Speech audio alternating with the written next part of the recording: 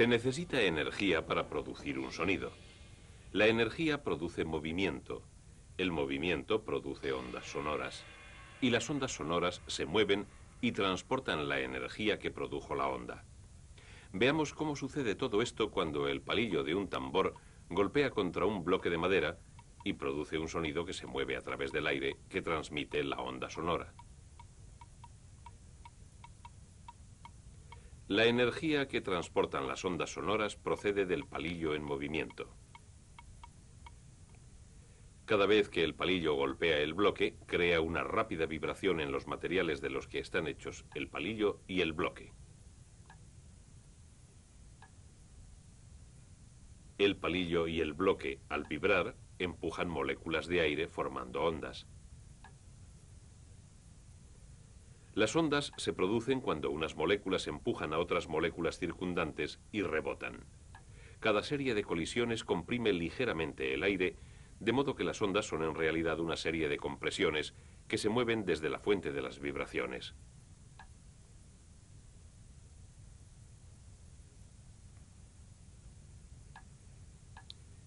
Una única molécula de aire se mueve simplemente hacia arriba y hacia atrás cuando las ondas sonoras atraviesan el aire.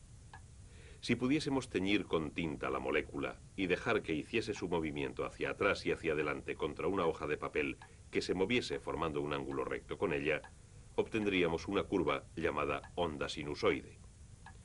Tenemos ahora la forma en que se suelen representar las ondas sonoras. Pero lo que realmente está ocurriendo es que un montón de moléculas se mueven simplemente arriba y abajo de este modo, chocando contra otras moléculas y recibiendo choques ellas mismas. Y todo este movimiento atrás y adelante de las moléculas produce una serie de compresiones que se transmiten desde la fuente de las vibraciones en todas direcciones. Y así es como viaja una onda sonora. La velocidad del viaje depende de lo deprisa que se pueda transmitir la energía de la vibración. Las moléculas de aire están relativamente separadas, de modo que el sonido viaja más despacio por el aire que por un medio más denso, como el agua. Generalmente, cuanto más denso es el medio, más deprisa viaja el sonido a través de él. Pero si no existe un medio, las ondas sonoras no pueden viajar. Así que, aunque una onda sonora tuviese la energía suficiente para llegar hasta lo más alto de nuestra atmósfera, como podría ser el caso de la onda sonora producida por la erupción de un volcán, jamás conseguiría salir al espacio exterior. Y las ondas sonoras producidas por la erupción de un volcán en Io, la luna de Júpiter, jamás podrían alcanzar la Tierra. Naturalmente, las ondas sonoras no son sonidos, son solo ondas de compresión en un medio. No somos conscientes de ellas como sonidos hasta que nuestros oídos las reciben. Las ondas de compresión pasan como vibraciones a través de las delicadas partes internas de nuestros oídos. Las vibraciones se convierten luego en señales eléctricas transmitidas por el nervio auditivo hasta nuestro cerebro, y es solo en nuestro cerebro donde estas señales son interpretadas como sonidos. Cuando oímos sonidos, percibimos muchas diferencias que nos ayudan a distinguir un sonido de otro.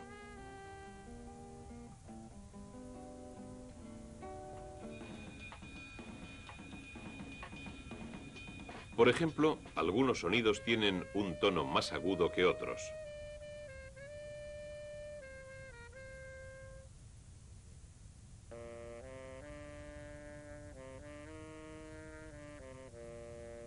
Los sonidos también difieren en su fuerza.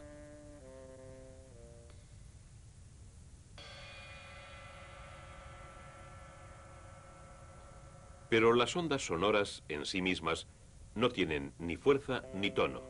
Lo que tienen las ondas sonoras es frecuencia y amplitud. Veamos lo que esto significa en términos de una simple molécula de aire.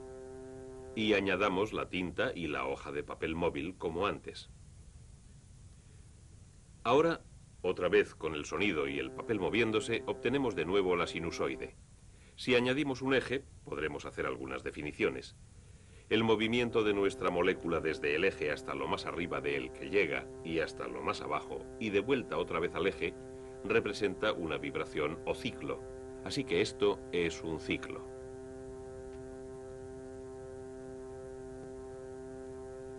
La frecuencia de una onda sonora es la medida de cuántos ciclos por segundo produce la onda en el medio a través del cual viaja. Cuando la frecuencia de una onda sonora aumenta, más ondas por segundo golpean nuestros oídos y oímos un sonido de tono más agudo. Cuando la frecuencia desciende, oímos un tono más grave. Siempre que dos sonidos tienen el mismo tono, se debe a que las ondas sonoras que los han originado tienen la misma frecuencia.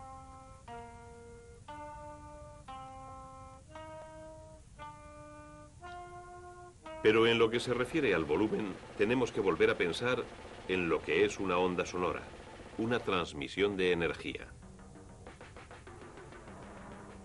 Lo que oímos como diferencias de volumen son en realidad diferencias en la cantidad de energía que se está transmitiendo de molécula a molécula. La distancia a que se mueve nuestra molécula por encima y por debajo del eje imaginario es la amplitud de la onda. La amplitud depende de la energía que produce un sonido. A menor energía, menor amplitud y más suave es un sonido. A mayor energía, mayor amplitud y más fuerte el sonido. Y más peligroso para las partes delicadas de nuestros oídos. Por eso, la gente que trabaja en presencia de fuertes sonidos tiene que protegerse los oídos. Por eso, la gente que escucha música a volumen muy fuerte puede dañarse el oído.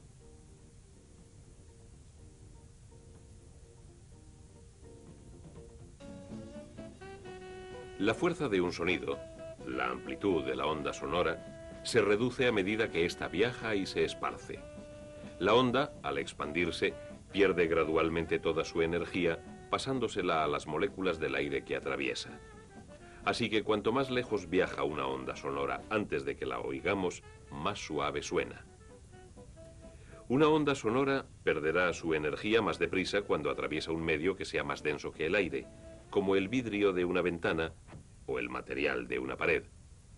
El medio que atraviesan las ondas sonoras tiene un efecto sobre ellas, y también lo tiene el material que vibra para producirlas.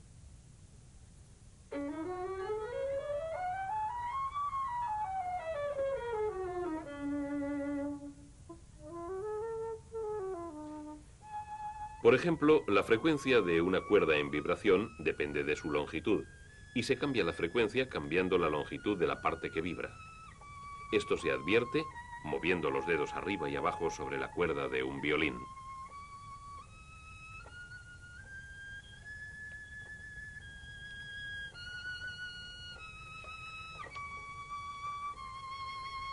El grosor de una cuerda en vibración también marca una diferencia. Si dos cuerdas tienen la misma longitud y son del mismo material y están bajo la misma tensión, la cuerda más gruesa vibrará con una frecuencia más baja que la más delgada. Así que la más delgada producirá un tono más agudo. Un cambio en la tensión cambiará también la frecuencia de una cuerda. Cuanto mayor es la tensión, más deprisa vibra la cuerda y por tanto más alta es la frecuencia.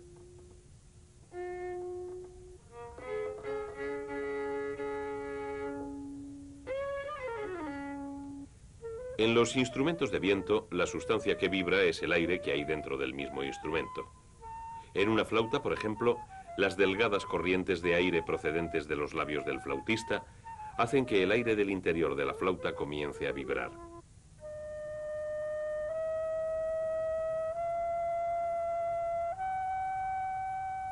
Al tapar los diferentes orificios, se cambia la longitud de la columna de aire que vibra, y eso cambia la frecuencia del sonido que se produce.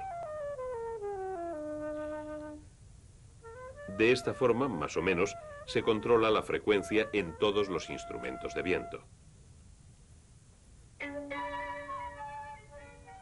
Tono y frecuencia, volumen y amplitud, formas de describir los sonidos, formas de distinguir un sonido de otro. Y a pesar de todo, un cierto sonido puede tener el mismo tono y el mismo volumen cuando lo produce una flauta o cuando lo produce un violín, y sin embargo los dos sonidos son muy diferentes. Difieren en lo que se llama timbre. El timbre de un sonido es el resultado de la combinación de diferentes frecuencias. Parte del timbre de un violín procede de su cuerpo y parte de sus cuerdas.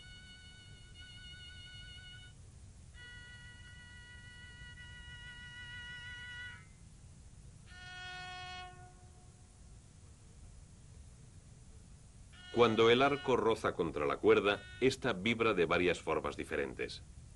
El tono que oímos es una frecuencia fundamental producida cuando vibra la completa longitud de la cuerda. Pero al mismo tiempo, secciones de ella se ponen en vibración a diferentes frecuencias, que son múltiplos exactos de la frecuencia principal. Estas frecuencias adicionales de vibración, llamadas armónicos, dan a las cuerdas su sonido especial. Los puntos que separan cada sección vibrante se llaman nodos. En ellos no se produce ninguna vibración. Los armónicos suelen ser de tono más agudo y de volumen más bajo que el tono fundamental.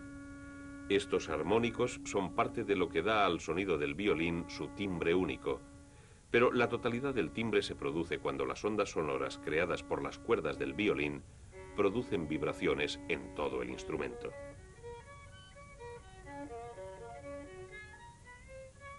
Los materiales de que está fabricado un instrumento añaden valor al timbre de su sonido. En un violín vibran sus tablas de madera. La laca que cubre la madera afecta a su vibración. Tanto la madera como la laca añaden sus propias características a las ondas producidas por las cuerdas en vibración para crear el sonido único del violín.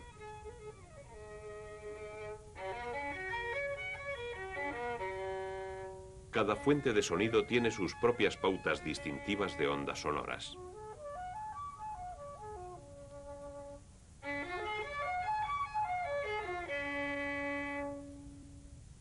Cuando esta pauta de ondas se convierte en una corriente eléctrica, podemos mostrarla visualmente en un osciloscopio. Ahora, la onda sonora toma la forma de la curva que vimos antes, pero no es una curva suave.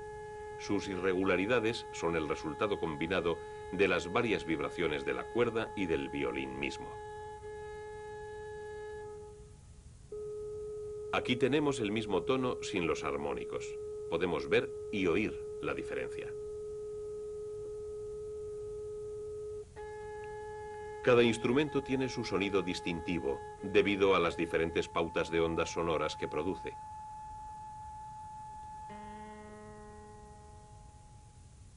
De modo que lo que tenemos es una forma de energía transmitida a través de un medio, por unas ondas cuyas variaciones percibimos como diferencias en el tono, en el volumen y en el timbre.